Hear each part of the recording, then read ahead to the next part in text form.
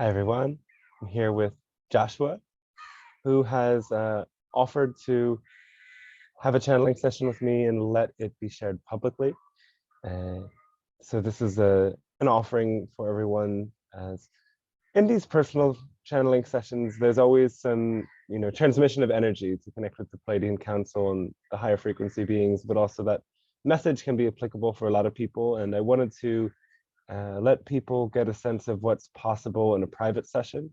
So he's just going to ask the questions that are most relevant to him. And he's never experienced this before. I just kind of put this out there and chose him as one of the person to offer this to. So yeah, thank you so much for being open and willing to do this. Yeah, thank you. It's like amazing. Like it's a big gift too. Yeah. Great. And so we've already been speaking a bit before the session. Is there anything you want to add or ask finally before I tune in? No, I think I'm ready to go. My cat is gonna meow a little bit in the background. My dog might bark. Yeah. And I'm gonna have birds most likely. Perfect. The animals are with us. Yeah. It's better that they're here. All right. So I'll tune in. I'll see you on the other side.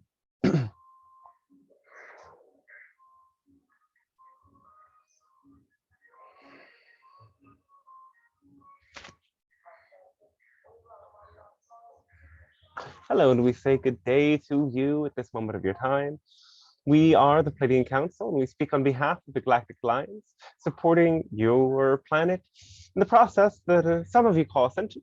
We thank you for allowing this transmission to take place, for it is a great gift to us and allowing us to get to access more aspects of all that is, reflecting to both you and ourselves a deeper understanding and vantage points to experience the one source. For this, we again extend our gratitude, our love, and a thank you.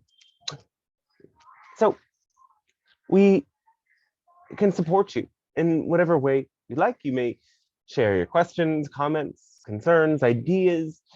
In many senses, we are reflecting to you what you have access to at the level of your own higher mind. And in your human reality, many of you, well, all of you actually, yes, come from this one source, come from a place of integration with spirit and with all of your knowing into forgetting. And we therefore say, we are not teaching you something new, we're only offering that source of inspiration that supports you in remembering.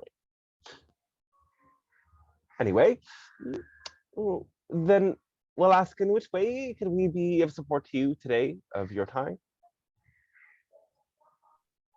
Kind of come to the end of like viewing what's possible. I've been a coach, I've supported people, I've, created things, done a lot of good work. I can do that for a lot of people, but like in myself, I'm kind of like stuck because it's like every time I look, I just see like ending. When I look out there, and I know yesterday I was listening to something about like a fourth dimensional view that I don't have access to, and I just really am tuning to you to like really see, like, because I can't see past my own vision, and I don't know, it's like I don't know which way to go forward, but at the same time I know like a future is calling to me, and I'd like some clarity. I don't know how to say that. I'd like to step outside myself to hear.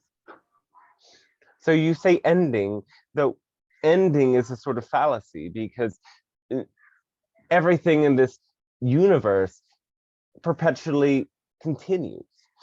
One cycle ends, yet another begins. And the energy contained within anything at this supposed ending simply transitions, recycles to enter a new cycle as something slightly different, or sometimes very different. So are you aware of the new beginnings that come with every ending?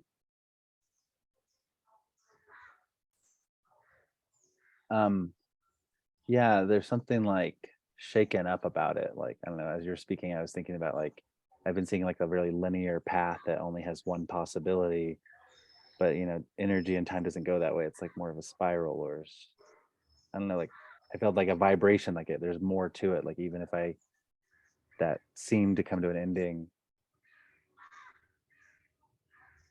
it's not. It's like a transference or something. I don't. It's a process. Every path you take allows you to experience new perspectives. You shift through different frequencies and gain insight, gain knowledge. Each time you become a different version of yourself because you are literally a different being in every nanosecond with every slight change of your vibration, with every perspective flip and change that happens every single time you take in new information. Something changes within you that changes your entire being. So many of these seeming dead ends are very important and meaningful because when you walk to a path and realize it stops, you take in information along the way. And that information comes with you when you get to the next crossroads to help you make a more informed decision. Well, I'm thinking too, like there's a part of that like progression of self that's I've been going through, and as I've been it, I become more of like a plural self, and there's a lot more to me that I kind of go in and out of in Yeah. life. And it seems as though like some of that ending that I'm scared of is like people that like are still stuck in like singular identity or stuck identity. I've been having like a trouble with those ways and still wanting to go forward. Yes. So you feel troubled by connecting with those sorts of people? Yeah. Um, yeah. Do you always have to? No, I'm really good at cutting those people out of my life. Yes. And are you aware of being able to meet people at their level without being brought down by it? In the same sense, we exist in this higher vibrational reality that is not necessarily physical in the same way that yours is, though for the purpose of interaction that serves both you and ourselves, we lower our vibration to match that of the channel who can transmit this energy to you. And in the same sense, humans are on many different vibrational frequencies. There are those who are more open to different ideas, different understandings. And when the mind is open and the heart is open, you literally exist in a different dimension. And then there are others who close themselves down. And you can notice that shift in your own energy that comes when you interact with those people. Though, can you recognize as well that as soon as you take a step away, the choice is yours to then shift back into the frequency you prefer? And it may not seem like it, but every time you lower your vibration a bit, you are supporting them in accessing some of the frequencies that you work with. And then it simply becomes a matter of necessity and choice. You will always have to sometimes interact with people who don't necessarily resonate with your frequency innately, though you won't have to spend more time than is necessary if that's not what you prefer.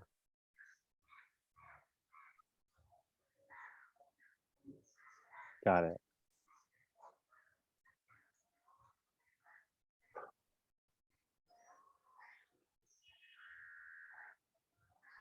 Yeah, I think too, like, what do I do with that leftover guilt? I feel like there's like, I get, I don't know, like when I set those boundaries, like I think there's like some boundaries I am equating with that, like, setting a boundary with a person or like doing somewhere in there, I get left with this like energy that's not the best feeling afterward. And sometimes I can feel really empowered in the moment, but then right afterward I start to like second guess it or like go into it, and that spirals out a little bit. When did you learn that it was wrong to not make yourself constantly available to others?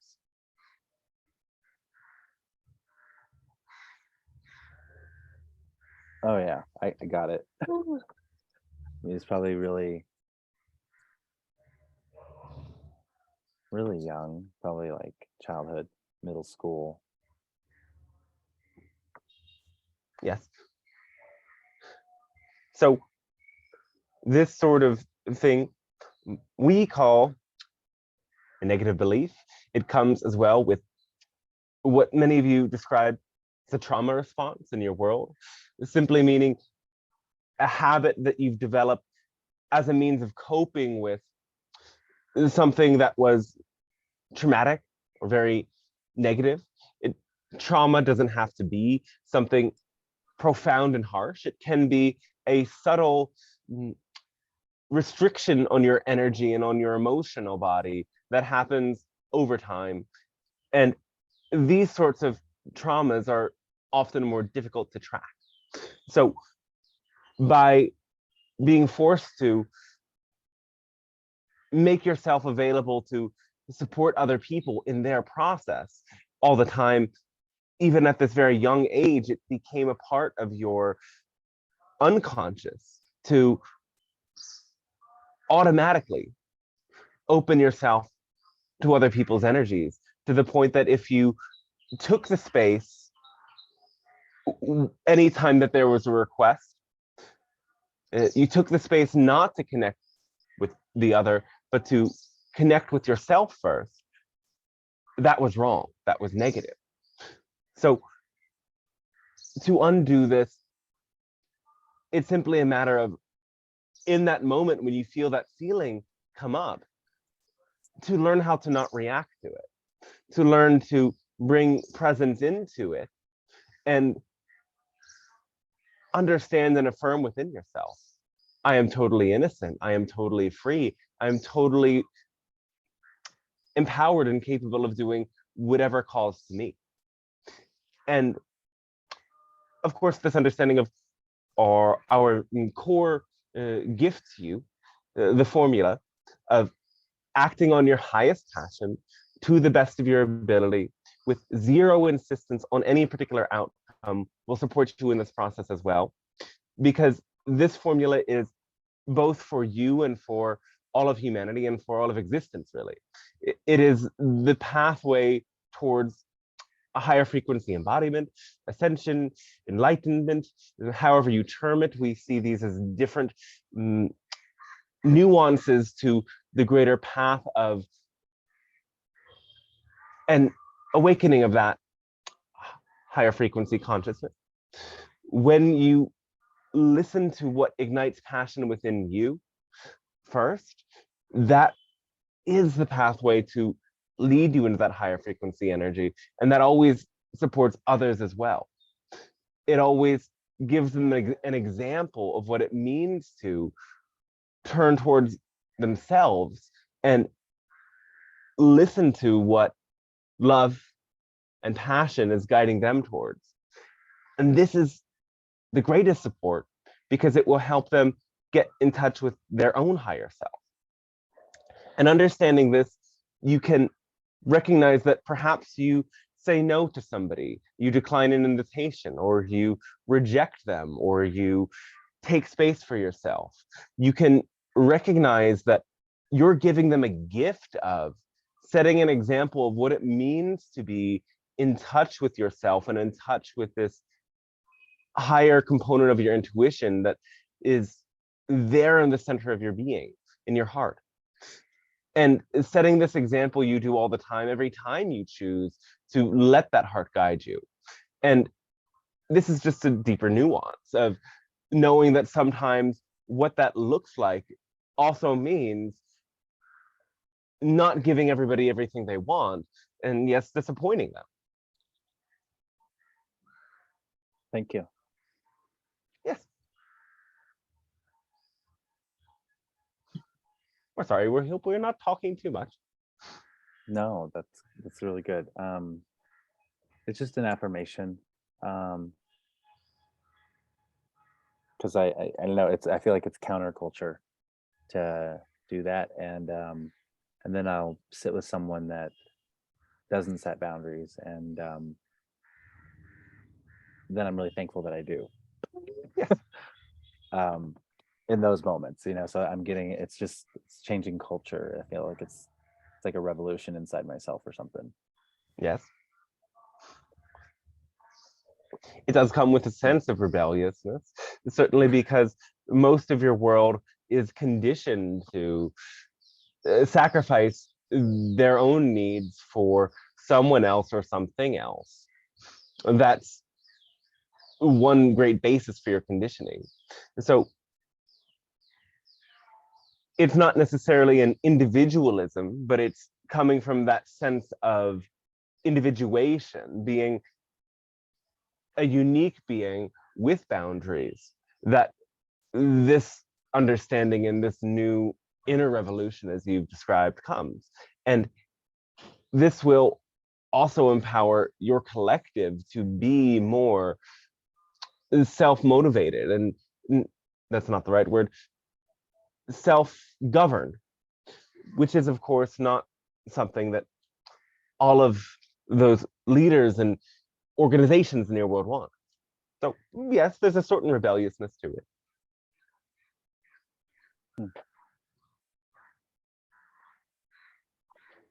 I think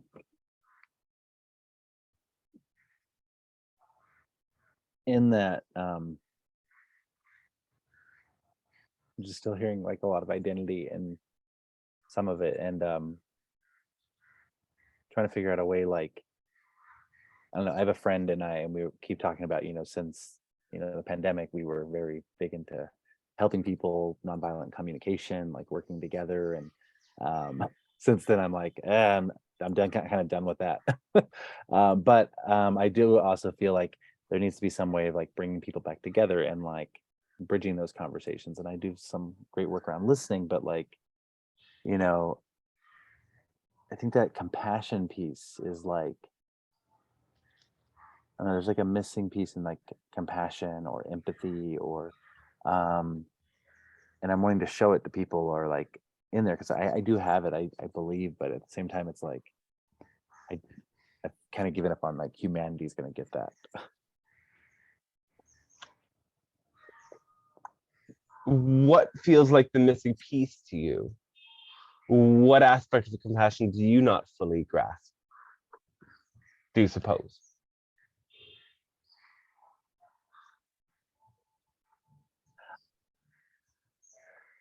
I lose, like, I can like shut a person off, like kind of just, they go into contempt, there's nothing they can do to come back from it. Once a person doesn't seem remorseful for their actions, or like can blatantly say what they've done, and like they don't think anything was wrong about it, and they can just kind of keep going with it. And when I see a pattern of that over and over again, I can kind of just go dead to me, like in there. And I feel like that's happening so much with a lot, and like I've seen it like in big patterns. People just like, oh, whatever this qualifier is, it's cut off. But for me, it's the thing of like, I can no longer trust you to do the right thing, and for me that's just a whatever. And I know, like, I don't know, I see other people have their whatever their red flag is, but that's one for me. But I don't know how to like bridge that, or to like, because we can't just keep doing that with everybody. It's okay to not trust somebody. Mm-hmm. To not trust is not to cut off your compassion. And this is something that many people who are empathic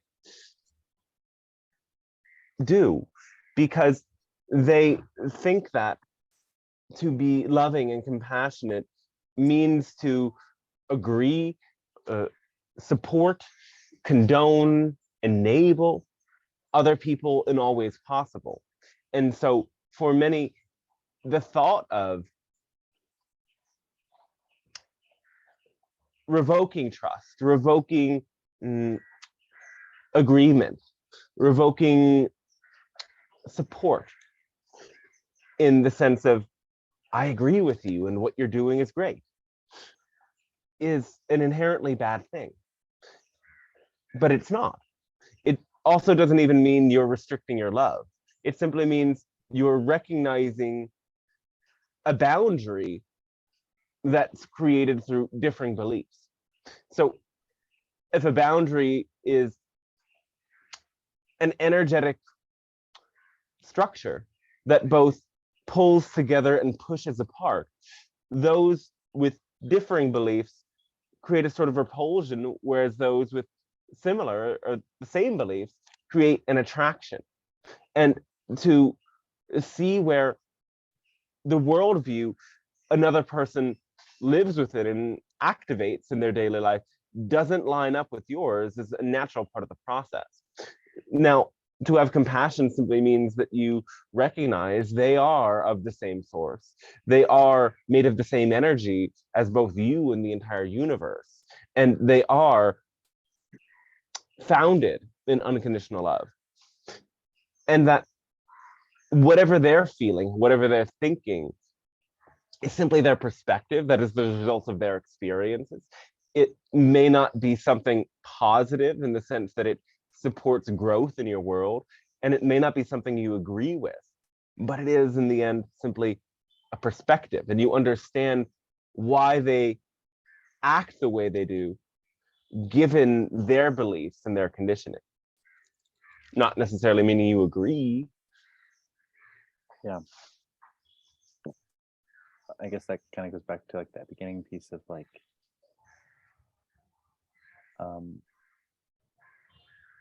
kind of like all being part of it, like for, time to go on, like it's there too. Yes. Okay.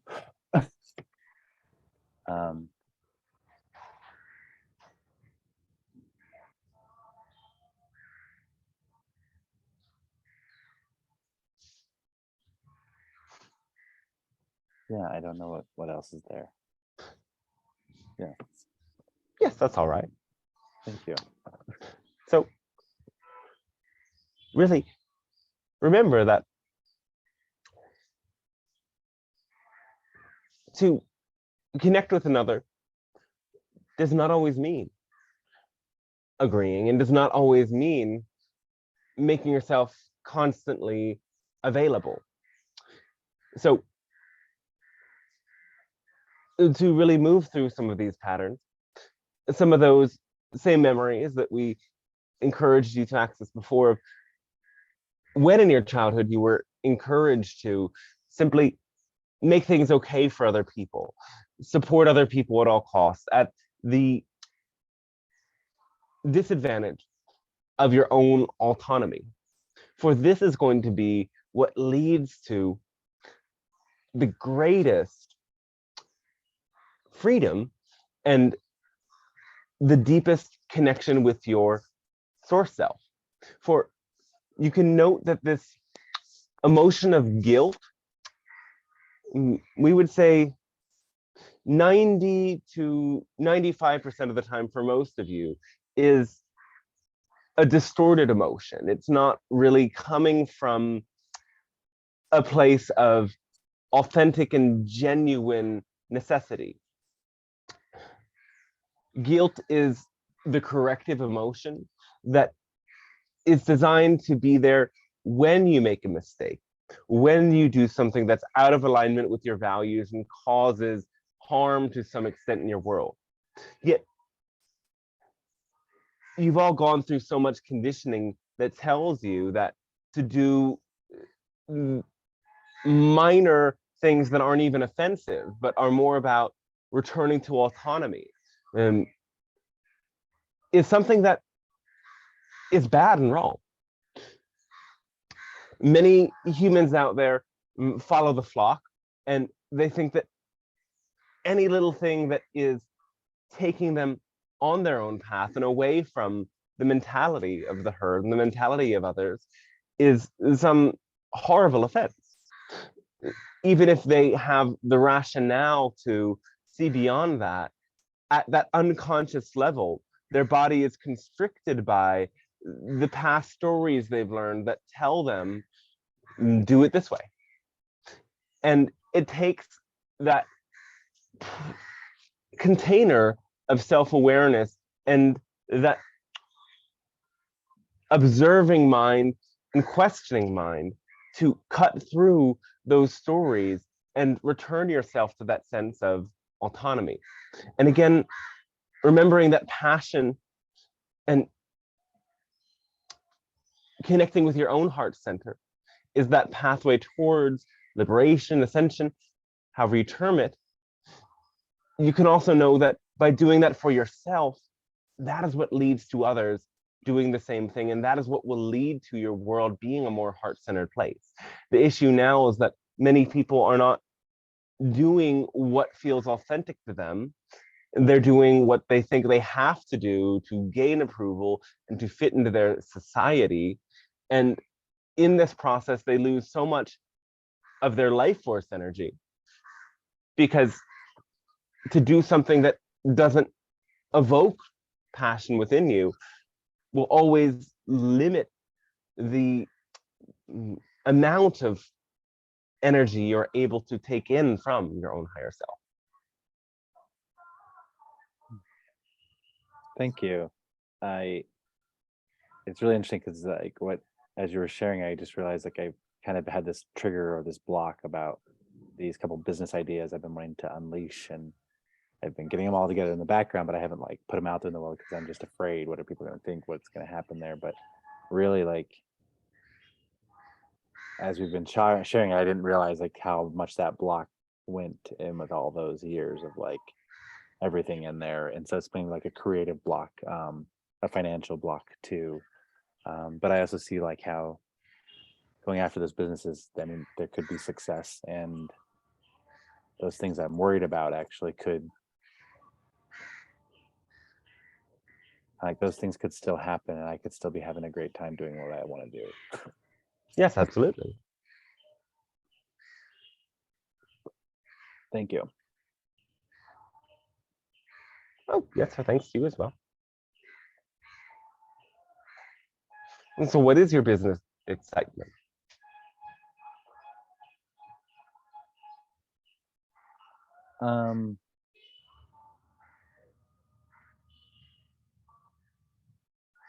Well, yeah, I've been toying around with bringing out just some seminars I do. I used to be a coach, and Yes. like kind of like life coach or mindfulness coach, and but some of the things I'm wanting to do is put some workshops together before the pandemic. I had some retreats or some different things planned to do that, and I've kind of been pulled back from it. And so I have the business plan put together. I have everything there ready to launch. I just need to call and put them out there. But it just kind of was some little hurt along the way in there. And I feel like just listening over the last, however long we've been here, there's just been a moment of just like letting some of that go, and still going after what I want, like still being happy, still being in that space, like focusing my energy there rather than like on stuff that's already happened. I'm just kind of dredging that up again, Yes. or pulling that energy with me. Pulling the energy of the past into me. And it's kind of like weighing me down, making me sludgy. Yes.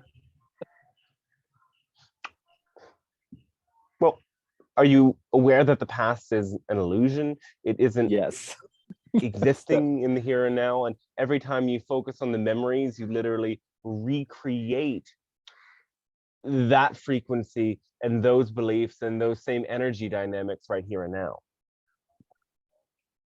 Yeah. I think that's what I've been getting just right now is like, I know that I've meditated. And it's so subtle in there too. Have you ever engaged with a process? There's several processes. In your world, you may call them inner child work or regression therapy or meditation. Mm-hmm. So the idea, again, is to relive challenging or traumatic experiences and feel through the emotional experience at a somatic level in your body and engaging your imagination and all of the memories of that experience, but then to overwrite that with a new constructed memory based on what you would have preferred to happen, sort of remedial measures that allow for the discomfort and the pain of that experience to be supported and transformed.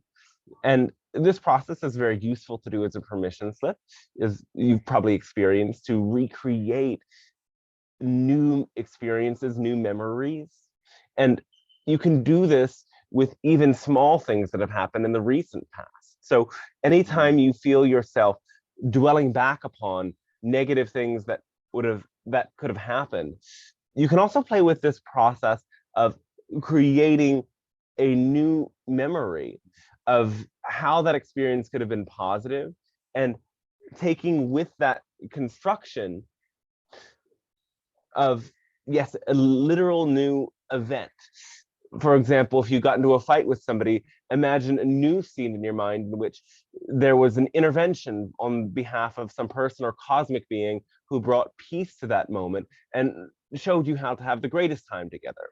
And whenever you remember the fight, you also remember this new imagined memory so that you help yourself establish a connection with that higher frequency energy and don't allow for that energetic pattern dynamic created by the negative memory to lower your frequency and start to bring you in some of the same negative loops that were enacted before. This can be a very useful tool to not recreate the past. And the other useful tool that can happen in perhaps an even shorter amount of time is to ask yourself, what lesson did I gain from that seeming negative experience that I would not have been able to learn any other way? Because negative experiences are, in a sense, a fact of life. They happen. And even a negative experience can be used in a positive way. Once you find the positive lesson inherent within a negative experience, it's neutralized and it's simply an experience. And that experience becomes a gift to you the more that you remember that lesson. And most of these lessons from negative experiences are simply ways that you can far in advance prevent that same sort of negative or not preferred situation from happening. Thank you. Yes.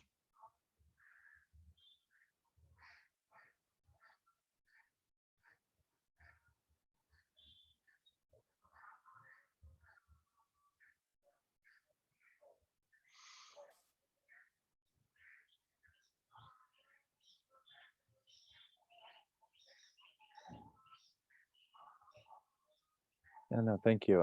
As you were sharing a second ago, I just wrote down a couple things to do tomorrow. Great.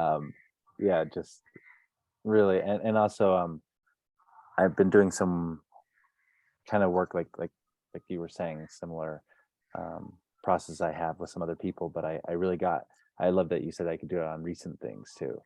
Because sometimes when I think about doing this work, it's always in the past, but Well, I've done a lot of 5 my minutes ago is clearing. still the past. I It's still got as it. much not now as 5 years ago, or five Yeah. decades ago, or 5 centuries ago, or 5 millennia ago. All Well, of that not the same as this present moment. yeah. And I feel like that's it. Like, maybe I've cleaned up the first 20 years karmically or whatever, but there's 20 years on top of that. So like keep doing that work. And yeah, so yeah, thank you. I see some places I can bring some play to that. Yes, making it a play. That's one of the most helpful things to do. Lighten up. It'll lighten the load. Yeah.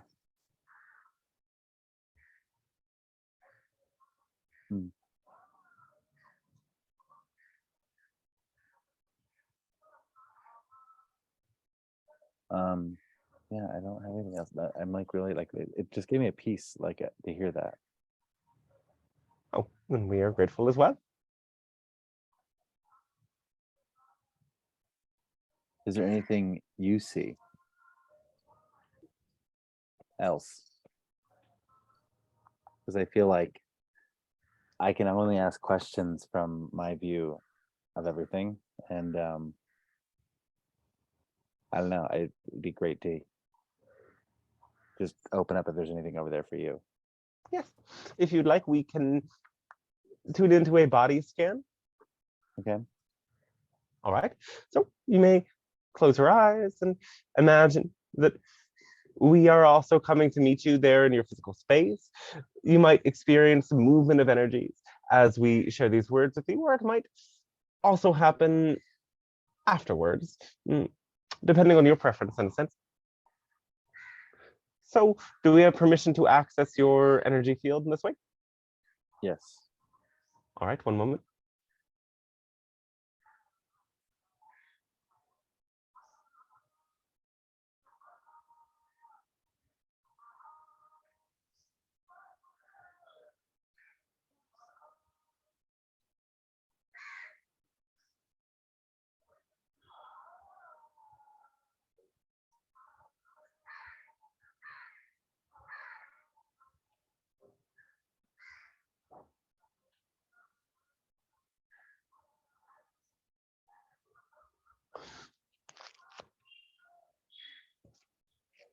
Yes, your chakra system is quite developed.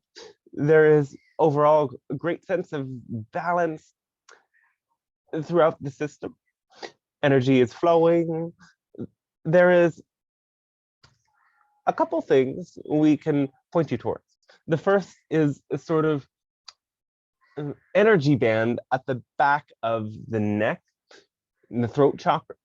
It connects to the very back of your neck and sort of wraps around your neck like one of those pillows that people use to sleep on planes and buses and so on.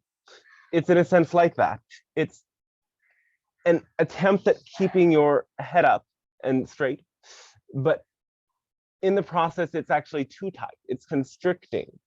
And this is still remnants of past experiences that prevented you from fully speaking your truth. It not only prevents you from speaking your truth, it's blocking you from hearing your truth as well. And the idea here is that what you don't hear, what you don't know about your own preferences and desires won't get in the way and disrupt the outer experiences. So this sort of energy band travels down and also creates a slight tension in the front of the heart chakra, the front of the solar plexus chakra. And here, this is about fully allowing that love energy out into the world. This sort of imposition or control of both what you say and what you hear is also preventing some of that natural love, both for self and other, from exuding from the heart center. There's a slight tension here, and it also dampens that personal power center a little bit, in the sense at the solar plexus level, it is the knowing of your gut feeling, the knowing of what is right for you. So the idea is if you can gradually pull off this necklace or great pillow and shed through some of the blockages, you will start to be a clear receptor. It's in a sense the same block here that prevents a constant inpouring of information in the form of channeling. You are aware of some guides. You are also aware of your higher self connection. It comes and goes, and some of these connections feel intense because all of these connections, whether it is with you or another sort of entity, are supporting you in getting to understand yourself more. And there's some level of resistance to tapping into that, because if you did, it would change some of these energy dynamics that you're very used to within your relationships. So the idea of shedding this is Also the idea of letting more information pour in and letting that information then become empowered actions at the solar plexus level, and an open heart to confidently communicate whatever your truth may be.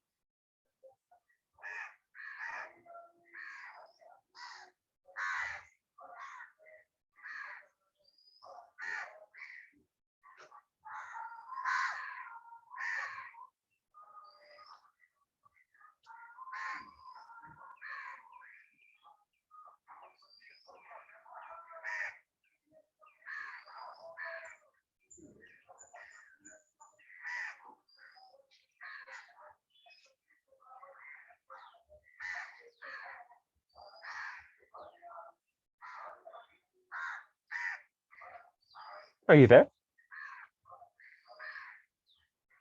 Yes. All right, yeah.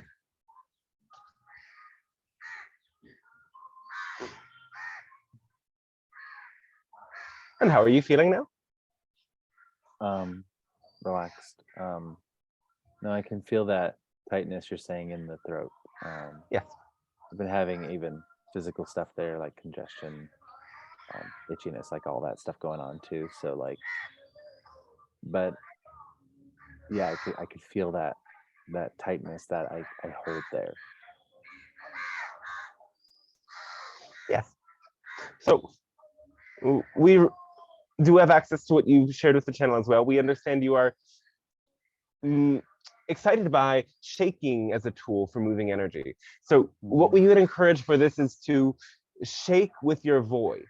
That is singing, but in sort of oscillating tones that move back and forth and create a sort of shaking vibration, or perhaps throat singing, something that involves this sort of very fast moving and shaking energy with your voice to let some of that blockage go.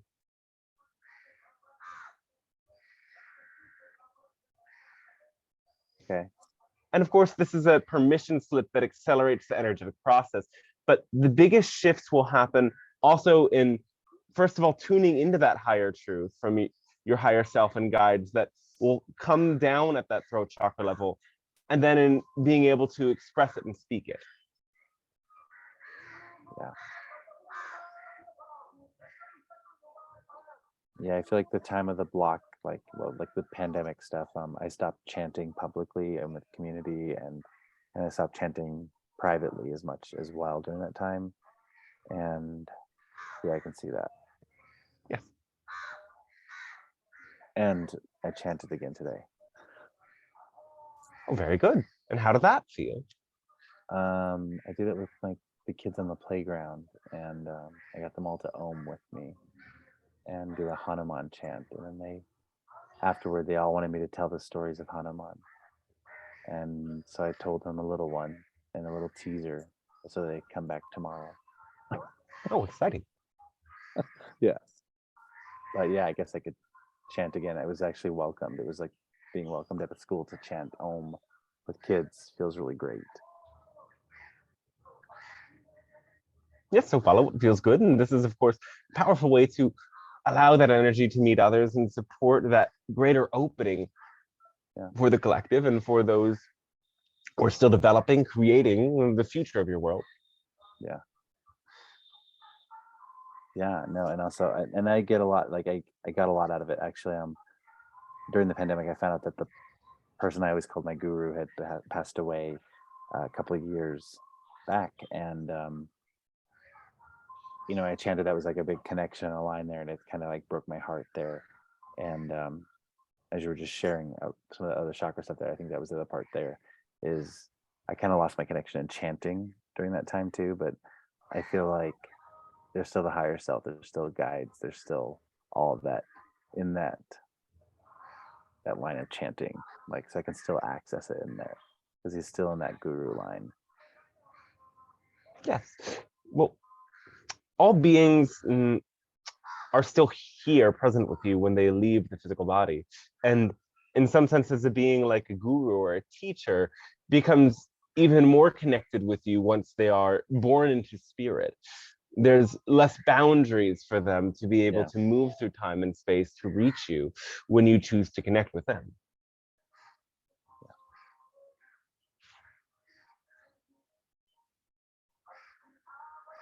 Yeah. Like there needs to be some like honoring there to like acknowledge that he sits among them now, or Yeah. still sits among us now. Among all of you, those of the spirit realm and those of the human realm. Mm-hmm. There's no real separation. Mm-hmm. Yeah.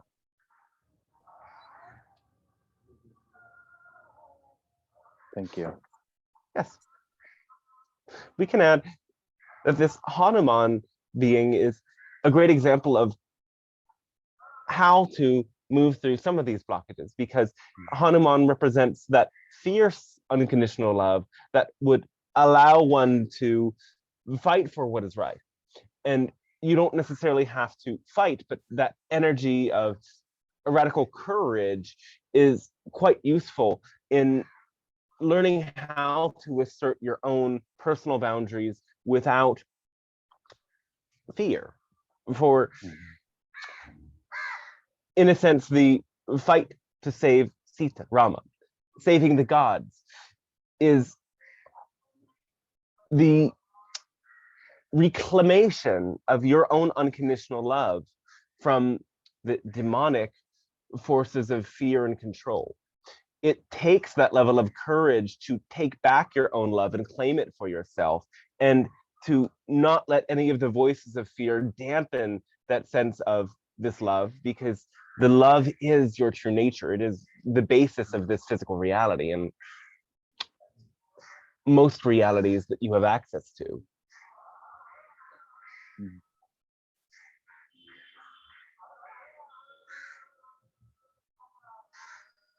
I really love that. And we would love it too, yes. Yeah, like as you say, like the realities I have access to. I do a lot of storytelling, and like the process like I do is called quantum storytelling, but like I never thought of each of those storylines as different realities too. And it just, I don't know, it made it really beautiful. Yes. You live in a multi-reality world and you're constantly creating new realities. Every sort of movie, film, story, imagination, plot line that you play in the possibilities of your life is a new reality that grows with you. And the ones that you dwell upon the most are the ones that have the most influence on what becomes your physical life. Hmm.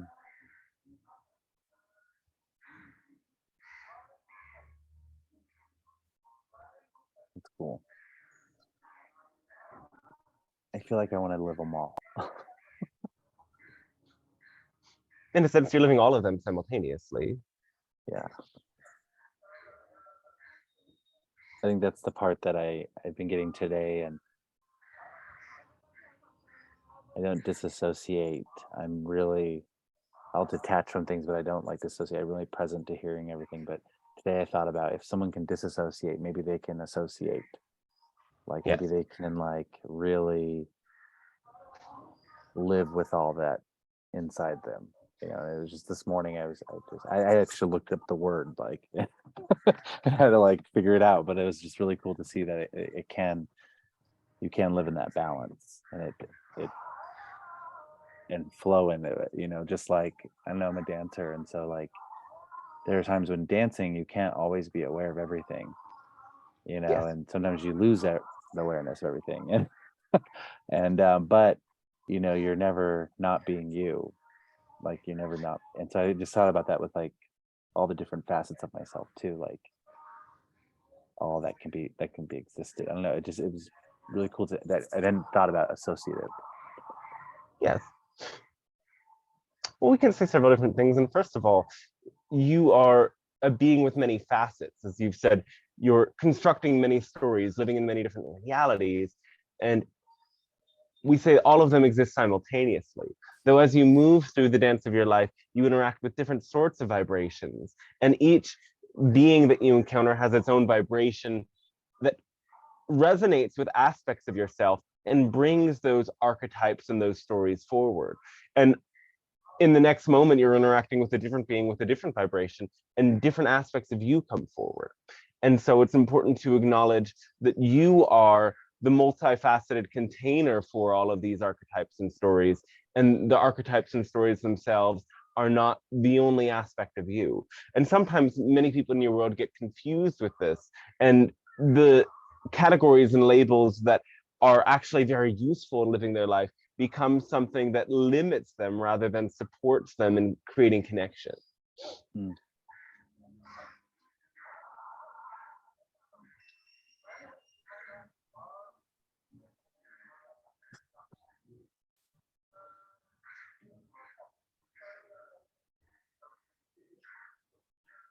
Now, the other thing we would say is that to disassociate isn't inherently a bad thing.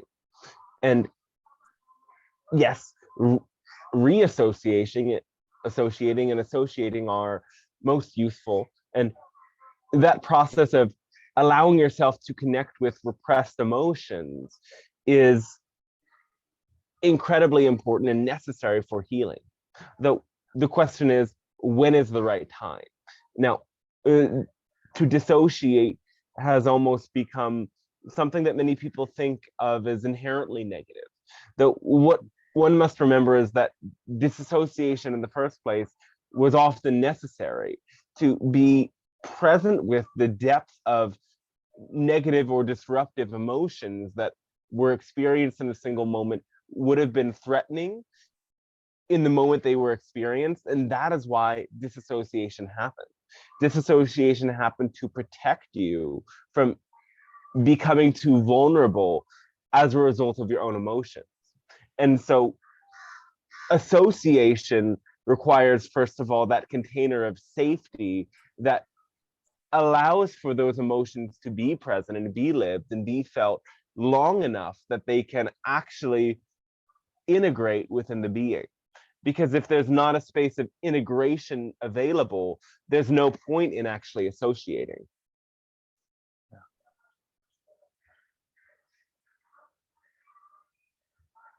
Yeah, I started calling that disengaging.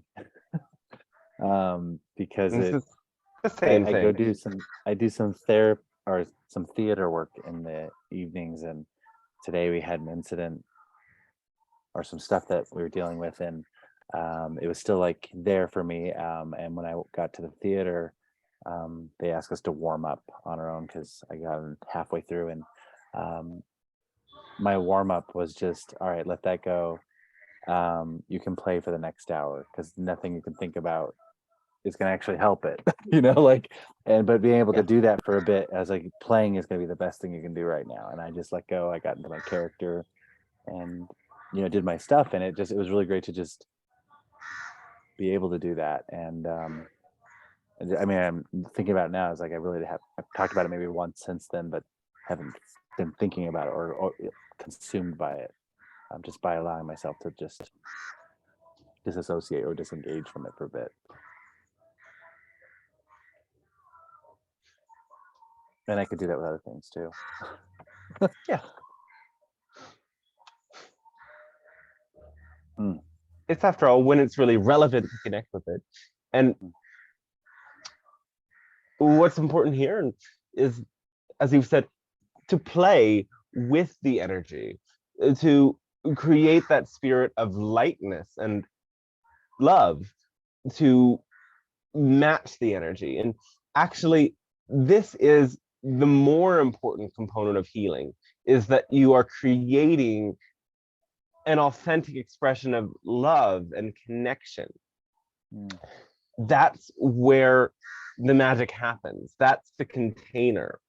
So we would say, if you don't have the container of love, it's of no use to connect with what you've once dissociated from, because all that will do is create a disruption and maybe even bring you back into the cycle of more of the negativity. once you have the container you can play with, for example, bringing to the surface some of these negative emotions and letting them saturate in that frequency of love, as that is what is going to allow them to release. And release isn't even the right word. Integrate, because you don't actually release emotion. You can release your resistance to them. Releasing the resistance to them is very similar in an aspect of associating. But then once you release your resistance, you feel them and hold them in that high frequency container of love until that emotion integrates, until you get to the understanding of a deconstruction of the negative belief that upholds the emotion in the first place.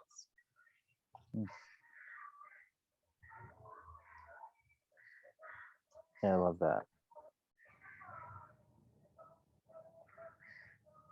I think that's why I like to work with kids and teach them it's okay to yell. But like, tell me you're going to yell first. Yes.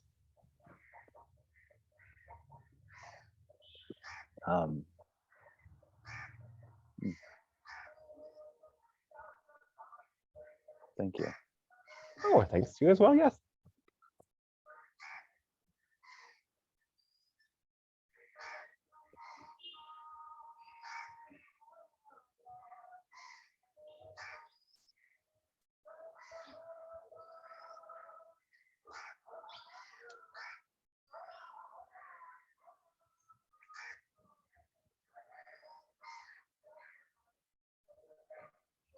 Yeah. I don't have anything else. I'm just kind All of right. like, thank you. Oh, thanks to you as well.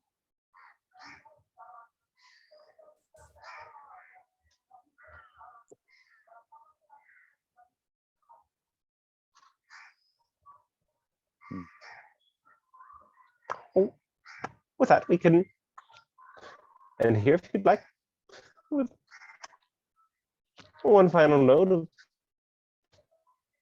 as you are encouraging the children to own their voice, even if it is yelling and shouting, you can see that that is very similar to one of those first themes we've mentioned of not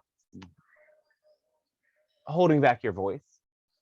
For you may not be yelling, you may not be shouting, but in the same time, when you allow yourself to speak things that you know might not be received so eagerly, you are also teaching the adults, the others around you, to reclaim their voice, to, in a sense, yell, to not hold back what their truth is. And this is one of the greatest facts that will change your entire reality, especially because it was not only you, but most in your world who experienced this tightening of the throat in the past several years. There was many forces at work that created that sort of pulling back. For overall in your world, you've been moving forward. You've been moving into this opening and expansion. And as it happens with healing and expansion, there's movements of expansion and contraction. And so this collective contraction pulled so many of you into holdback. And now, as you move through this process within yourself of reclaiming your voice and understanding the importance of your truth is beyond how much other people accept that truth and how much other people feel safe with it, and how much you give to others versus how much you give to yourself. You'll set that example for everyone to be able to recognize what is true for them and what isn't true for them. Because the unfortunate reality that is your planet is that most people, over 90% of you, don't live a life that is truly authentic to who you are. And many of you are moving in that direction, but few of you have all of the components of your life set up in a way that is true for you. And doing this is the most important thing, because as more people do this, the destructive ways that your world are set up can't be maintained anymore, because their Yeah. fundamental reality is based upon people choosing to be inauthentic to themselves.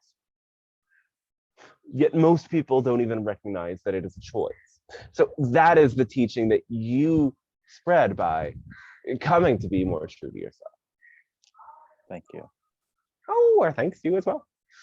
Yeah. And I that will be consider myself all, unless you have final question. No. Yes. Thank you. I feel like I went to the edge today.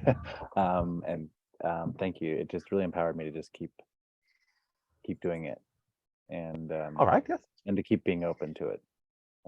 And I'll take on vibrating that block out. Well, we are excited for you in that journey and that expansion of your vibration. So we hope that you can continue to make this choice day in, day out. And we thank you very much for allowing this interaction to take place, because it has also been a great gift to us and a great gift to all of those who may be participating in this interaction and at other times and spaces, taking in the information in the ways that serve them. So our great thanks to you and to all of you. And yes, we extend our unconditional love and wish you a fantastic rest of your day, then. Thank you.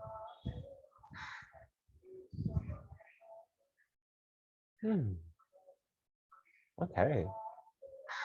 Cool. Yeah, how are you feeling? Good. Nice. Yeah. I used to get a lot of coaching from people, and it just felt I haven't been able to go to coaches a lot lately because Yeah. the last coach I had didn't believe in depression or anything, it was just like this weird stuff. But like just being able to like be with you, it was just really great because I got to like clear out a few things. Like it just really was good to hear and to get some assurance. And yeah. Awesome. Yeah, and it was a good view in there, because sometimes I feel like I was like, have I surrounded myself with people who just agree with me?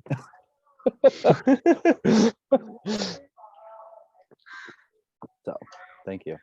Awesome. Yeah, grateful to hear that. I'm glad to support. Yeah. And as a person who was like a little skeptical too in there, it wasn't like, I don't know, it felt really good. Yeah. Yeah, I'd never been to your group sessions before or anything like that. I'd seen like maybe one YouTube video, and I like went to a space in my head while you were talking that like I had to go get a journal and start writing down what I was hearing. And but so like this call was great too, because it just there was moments where I was just like, oh yeah, it was like really clear. I've been doing some I would say like just some like really guided work since my recent birthday, and it's what I do from there to the end of the year. And but I was still like scared to put it out there, so it was really good to get that. And that there was just that chakra block, I totally feel it. Nice. It feels like a donut constricting. I might go trim my beard a little bit just to like do something energetically about it. I'm gonna ask my director first, like, do I have permission to cut my beard before the play? Oh, nice. Wow. Yeah, I'm glad it wasn't too out there and that it resonated in that way. Yeah.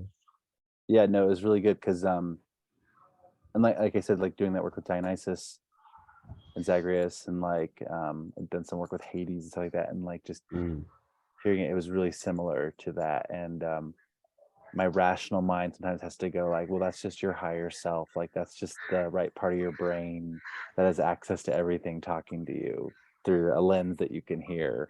And I don't know how like what was said in the very beginning, but it was like similar to like that. It was like really great way to just hear like, okay, this is here. And so I was able to tune into that and listen to that and be like, whatever that consciousness is. And I think in the last 2 days,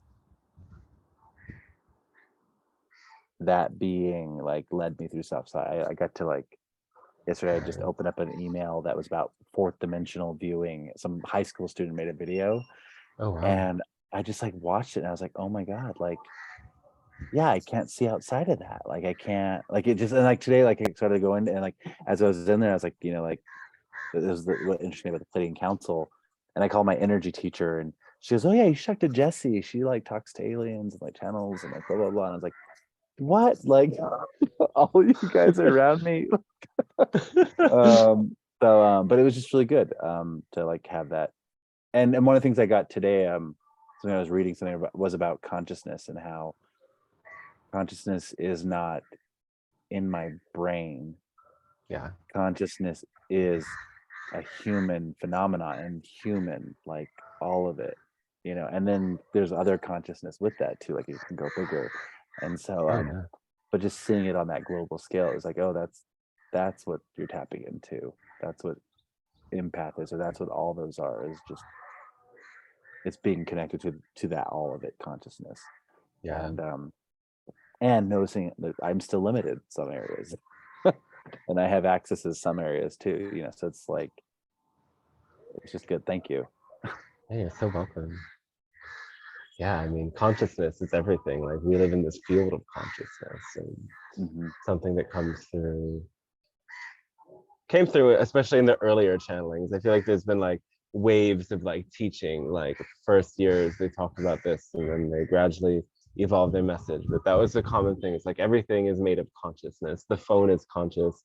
The thing the phone sits on is conscious. This room is a consciousness. So everything that's ever happened here is influencing this consciousness, and we're influencing that. And there's so much that's influencing us all the time. So yeah.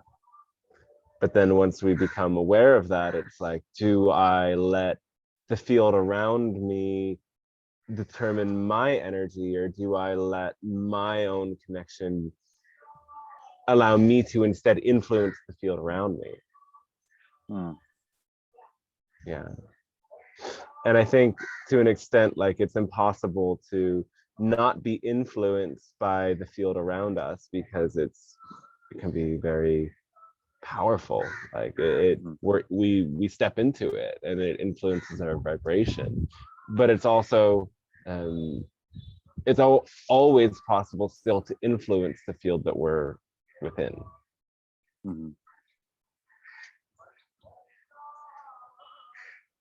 Yeah, lately I've been, I don't know, I've been doing this quantum work, and I have this belief that's in me. And the thing that I heard from you one day is, maybe I could channel the future. Like maybe I could channel my future self and then listen to them. Like, what do they have? and channel at such a powerful level that as I'm going through the day, that would be my guiding light. And so one of the things I'm doing in the new year is actually building an altar to my higher self. And so to like be with that space and keep listening to it, because I'm like, maybe, I keep thinking that from here I'm declaring it and forcing a causal energy, but maybe from there it's like pulling me, this guy. And I love that, because that gives me hope. I don't know, there's something more about like, oh. Yeah, right. Destiny calling us, letting that future self inform us in the moment. Yeah. I always feel like that, they always talk about the passion, acting on your highest passion.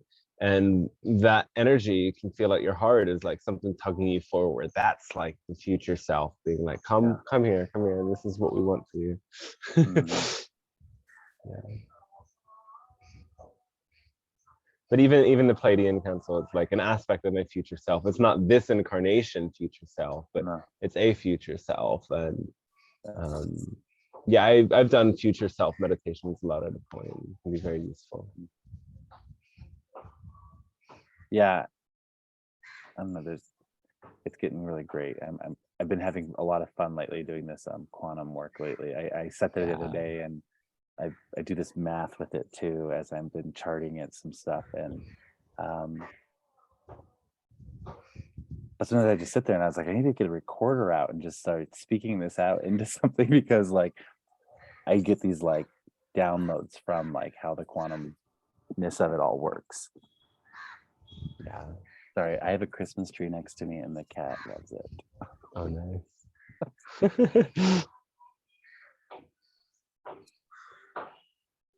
All right.